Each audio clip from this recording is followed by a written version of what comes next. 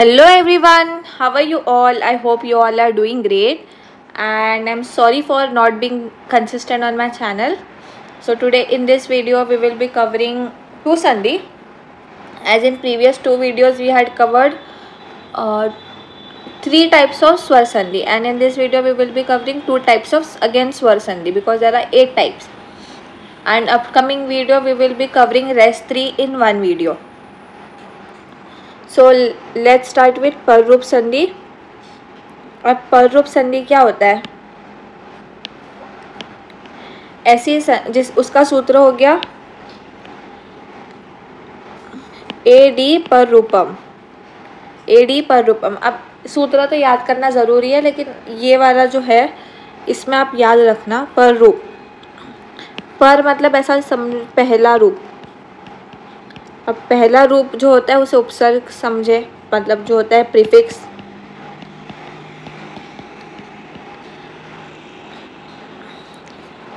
Something that is used before the main word that is called prefix, और उसे संस्कृत में उपसर्ग कहा जाता है।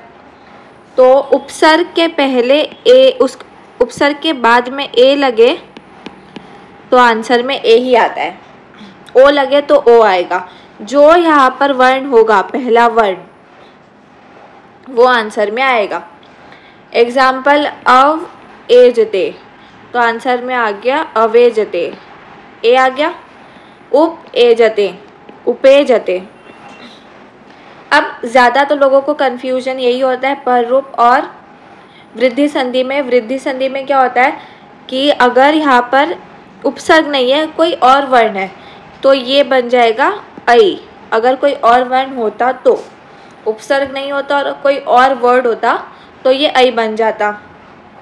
वैसे ही अगर ओ का एग्जाम्पल है, यहाँ पे उपसर्ग है तो यहाँ पे ओ आ गया। प्र प्लस ओषति तो हो गया प्रोषति, प्र प्लस ओष तो हो गया प्रोजह। समझ आया ये?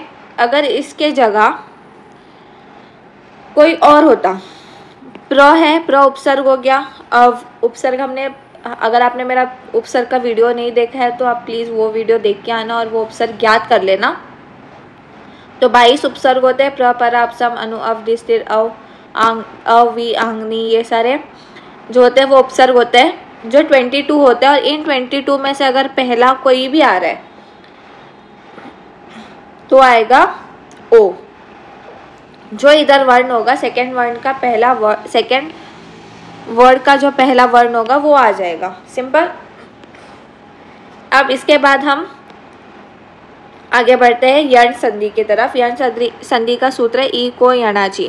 तो यहाँ पे हमें दो प्रत्याहार दिख रहे हैं, ईक और यण। ई को यणाची, तो इसको एक प्रत्याहार में ये सारे स्वर आते हैं और यण में ये सारे व्यंजन आते हैं। तो अगर ई स्वर होगा तो य आंसर में आएगा, उ होगा तो वो आएगा, री होगा तो र आएगा, ली होगा तो ल आएगा। एग्जाम्पल से समझते हैं हम इसे। जैसे ई, तो अब इसमें आपको समझना है कि यहाँ पर पहले वर्ड में ई होना चाहिए। यहाँ पे ई की मात्रा है, यहाँ पे ई की मात्रा है। अब जो बाद की मात्रा है वो कुछ भी हो सकती है, वो ए हो, अ हो सकता है, आ हो सकता है, ई हो सकता है, लेकिन कोई स्वर होना चाहिए। That could be anything, anything. लेकिन अगर यहाँ पे ई है तो हमारा जो पहला संधि है दीर्घ संधि वो हो जाएगा। समझ आया? तो ये आपको इसमें ध्यान रखना है यण संधि में कि एग्जाम्पल प्रति प्लस उपकार तो प्रति उपकार, प्रति एकम प्रत्येकम, इति इत्यादि, अधि अध्यापक। यहाँ पे य आ गया, यहाँ पे भी य आ गया। उसके बाद दूसरी ई में भी य ही आएगा। जैसे कि गौरी अत्र तो आएगा गौरी अत्र, नदी प्लस अत्र नद्यत्र। फिर हमारा थर्ड है उ, अगर उ और उ हो गया तो व हो जाएगा। तो भानु प्लस ओ तो हो गया भानवो, वधु प्लस अत्र वधवत्र। और अगर ल होगा तो हो गया ली प्लस अकार तो हो गया लकार, ली प्लस आकृत, ये कट हो जाएगा। जैसे अ यहाँ पे तो ल में ही आ की मात्रा आ गई, लाकृत। और री होगा तो र होगा, पितृ प्लस ऐ तो हो गया पितरे। मातृ प्लस ओ, मात्रो, पितरे होगा। तो आई होप कि आपको समझ आ गया होगा। तो एक बार हम इंग्लिश में समझते हैं कि द सूत्र फॉर यण संधि इज इको यणाची। Now we find here two प्रत्याहार. Pratyahar is something that we learned in first chapter. So if you don't know what pratyahar is, please go and watch my video. Ik और यण.